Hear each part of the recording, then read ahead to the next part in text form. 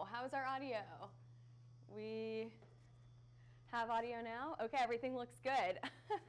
Well, I just skipped that extra step this morning. Okay, tell us, comment, do we have audio now? We have 2 storm risks today, so I'll get into the headlines while we're waiting to see if we do have audio. 2 storm risks today, one in South Texas, another in the Central Plains, and then we have another risk up in the Plains tomorrow. Now do we have audio? No mic, huh? Okay. Well, hey Matt, will you check on Facebook and see if we've got audio now? Okay.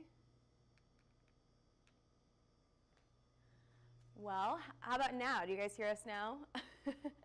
I feel like someone on the phone. Can you hear me now? I'm going under a tunnel. Oh, now it's on, but it's low. Okay, so everyone turn up your volume. At least you can hear me. Thank you for letting us know. Okay, so let's get to your headlines today. Taking a look at those headlines today, we have 2 risks for storms, one up in the Plains and another one down in Texas. The hail risk just keeps on coming. We have another round tomorrow, Saturday, Sunday, and Monday. Yes, we are very busy here at Hail Trace. And keep your eyes on this weekend because starting Sunday afternoon, we have a very widespread risk across the central to the eastern portion of the U.S. By Monday, that is out to the east. What we saw yesterday, honestly, we had 2 areas for storms yesterday. The best or the most impressive was out here in between El Paso and San Angelo. Even then, we had a few severe thunderstorm warnings, and it wasn't very impressive at all. At the end of the day, I mean, really, we had a few strong storms, but that hail looked pretty minor. We did have one area overnight tonight and into early this morning up in Kansas, just outside of Emporia to Topeka, where we did have several hail reports up there as well. Taking a look at those temperatures, we see above average temperatures today once again.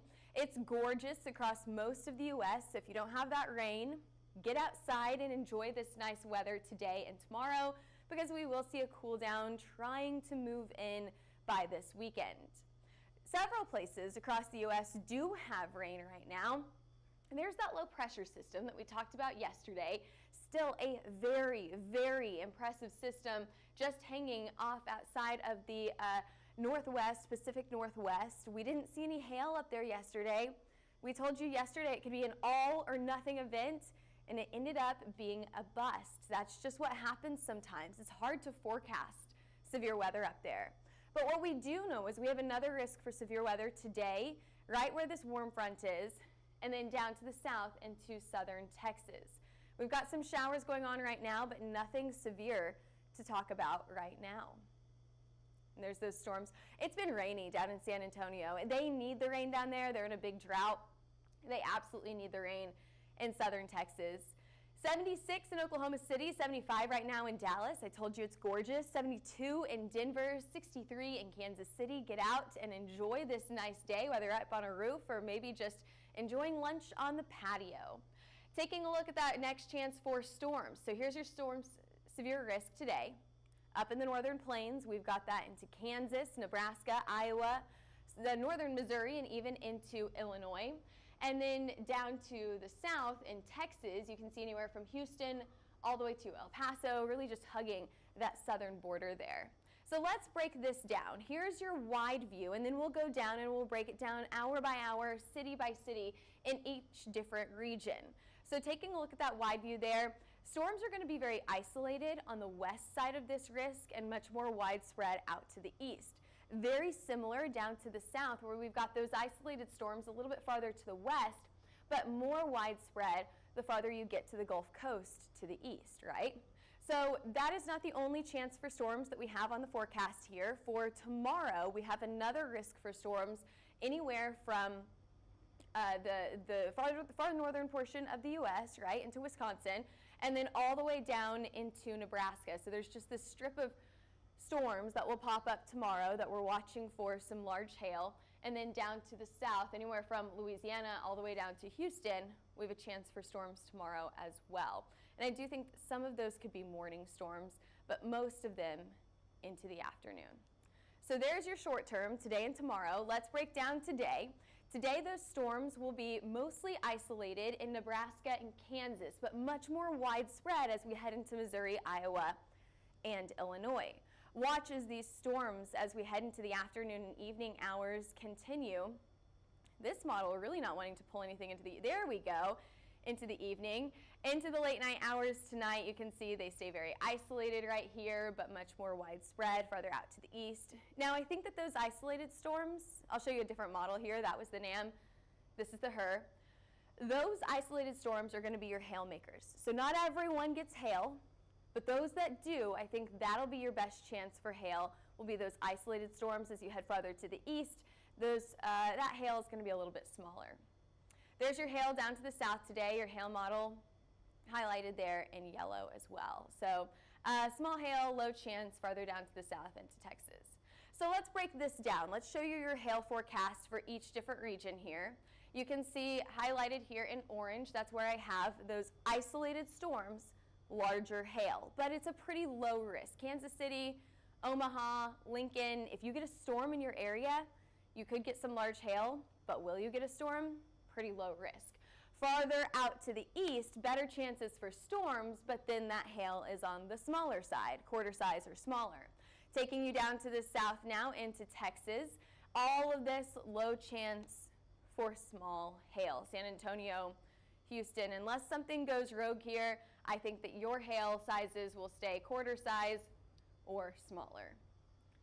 Moving on to forecasted max hail size. So this is not down in Texas. This will be up into Omaha, Kansas City area. Golf ball size hail is possible. If you head down into Texas, I would say you're probably closer to that quarter size. Taking a look at your wind forecast. Pretty low chance for wind today. I think that these storms will be right around that 55 to 65 mile per hour gusting. 55 is below severe threshold. 60 to 65, that's whenever we deem that storm severe. So we'll have to see. It's going to be right on the line. This is what we call marginal severe thunderstorms here. We do have a tornado risk as well. Here's your tornado risk.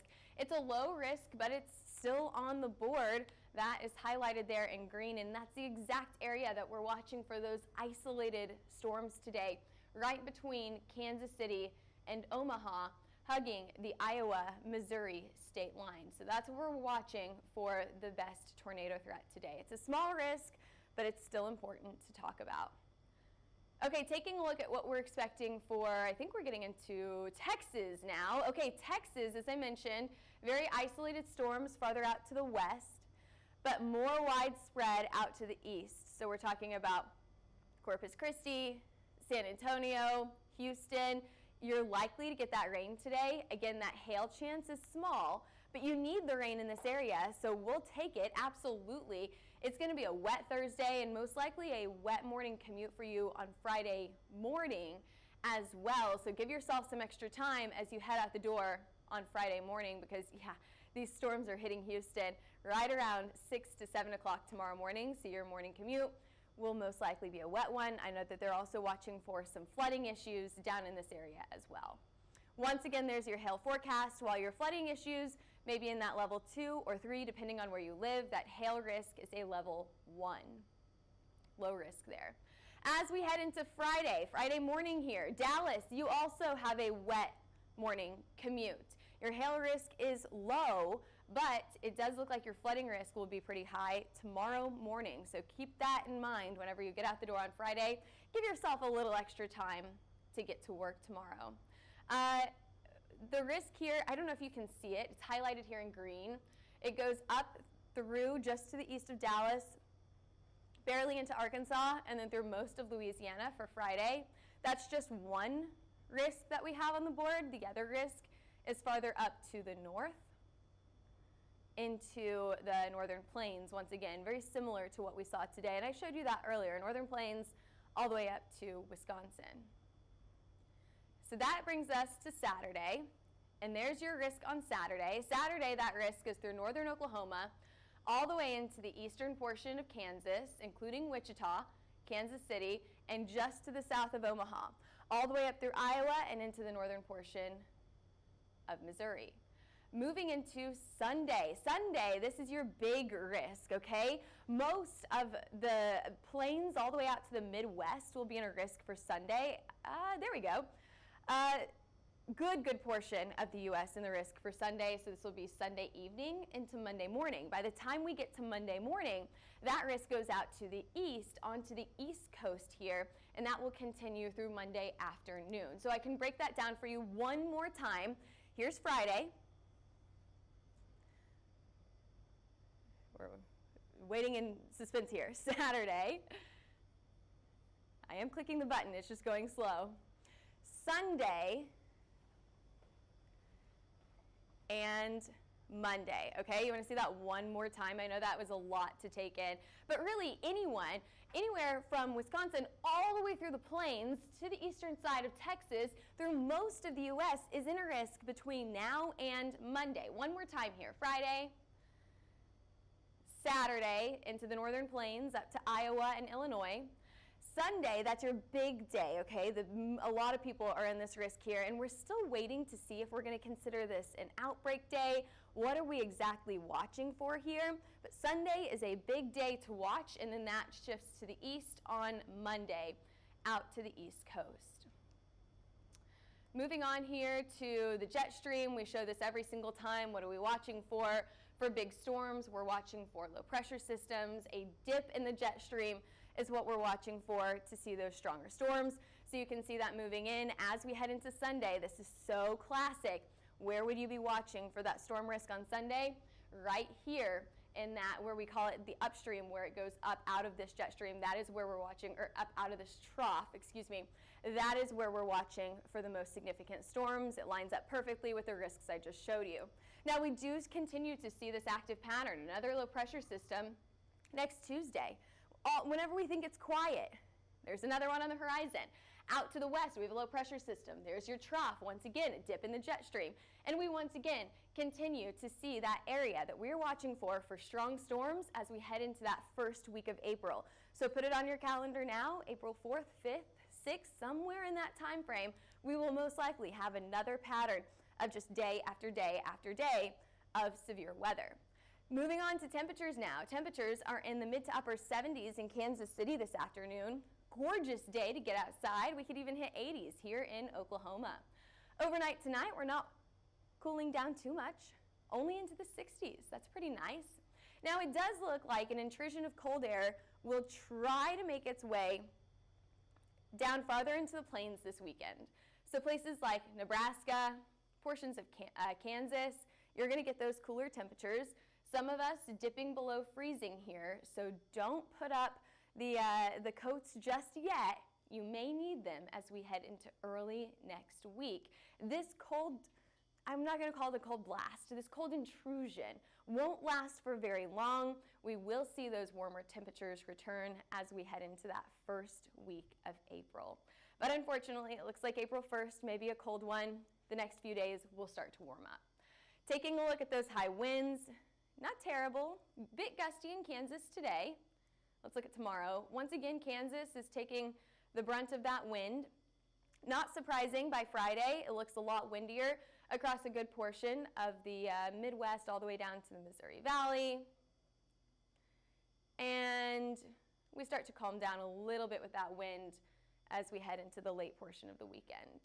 What about your extended temperature outlook? So this is April 1st through the 5th. It looks like temperatures are going to stay above average down to the south. And you know, one of the things that we need for storms is heat and moisture. So where's your heat? Down to the south. And where's that moisture?